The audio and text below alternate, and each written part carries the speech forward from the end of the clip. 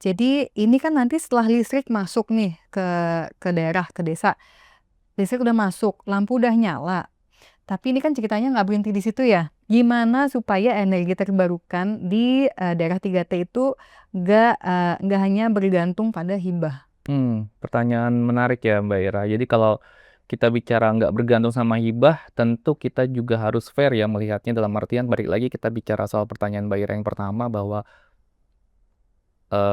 listrik itu kita bicara soal infrastruktur dan produk lah ya, which is kita perlu untuk adanya perputaran uang gitu ya Mbak Ira. Jadi ketika kita bicara soal tidak melulu bergantung pada dana hibah, kita juga harus melihat dua variabel sih Mbak Ira. Yang pertama kita bicara soal apa namanya aktivitas ekonominya, dan yang kedua juga kita soal apa namanya governance atau tata kelola di daerah tersebut gitu. Nah kalau misalnya kita bicara soal ekonominya, kita harus fair bahwa yang kita sasar ataupun yang apa namanya akan dibantu itu punya aktivitas ekonomi yang positif dan bisa scalable ya, bahasanya mungkin bahasa Mbak Ira ya, scalable gitu.